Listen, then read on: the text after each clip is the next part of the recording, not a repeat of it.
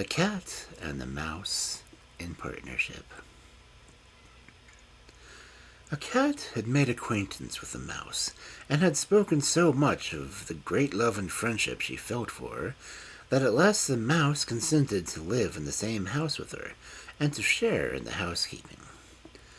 "But we must provide for winter, or else all we shall suffer," said the cat. "You, little mouse, cannot venture everywhere in case you run into a last trap." The good counsel was followed, and a little pot of fat was bought. But they did not know where to put it. At length, after long consultation, the cat said, "I know of no place where it would be better put than in the church. No one will trouble to take it away from there. We will hide it in a corner, and we won't touch it till we are in want." So the little pot was placed in safety, but it was not long before the cat had a great longing for it, and said to the mouse, "I want to tell you, little mouse, that my cousin had a little son, white with brown spots, and she wants me to be the godmother to it. Let me go out today, and you can take care of the house alone."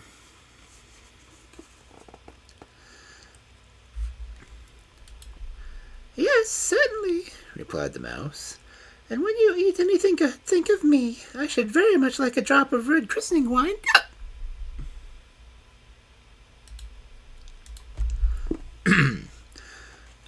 But it was all untrue. The cat had no cousin, and had not been asked to be a godmother.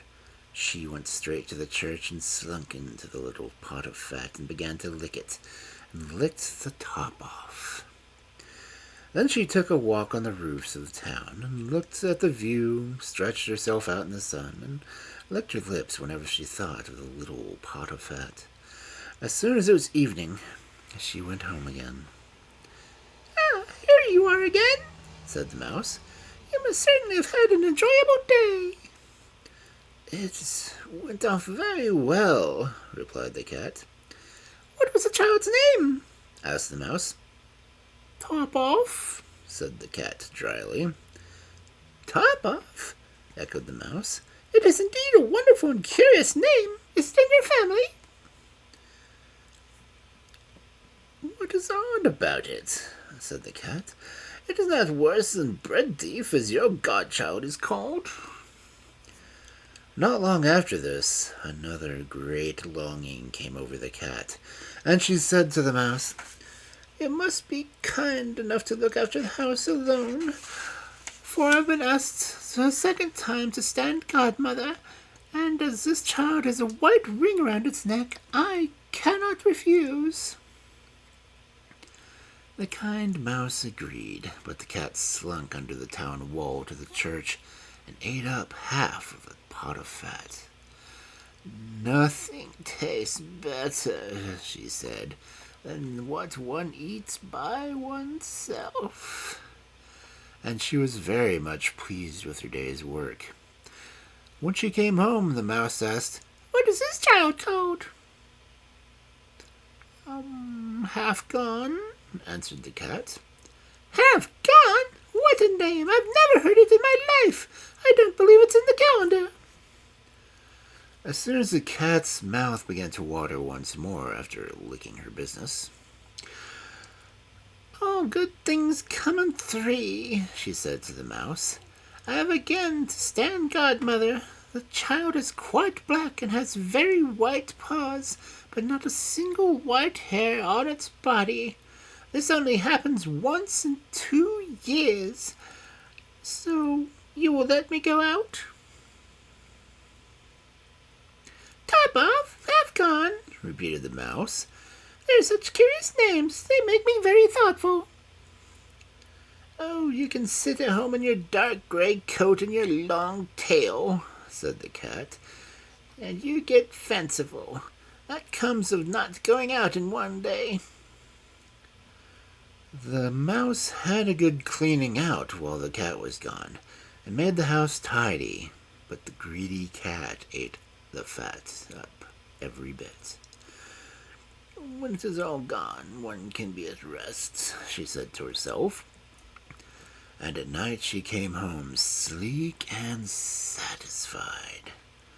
The mouse asked at once after the third child's name. "It won't please you any better," said the cat. "He was called Clean Gone." "Clean Gone?" repeated the mouse. "I do not believe that name has been printed in any of the others. Clean Gone, what does it mean?" She shook her head and curled herself up and went to sleep. From this time on, no one asked the cat to stand grandmother. And when the winter came and there was nothing to be got outside, the mouse remembered their provision and said, "Come, cat, we will go to our pot of fat which we have stored away. It will taste very good." "Yes, indeed," answered the cat. "It will taste as good to you as if you stretched your thin tongue out of the window." And they started off, and when they reached it, they found the pot in its place, but quite empty. "Ah!" said the mouse. "Now I know what has happened. It has all come out.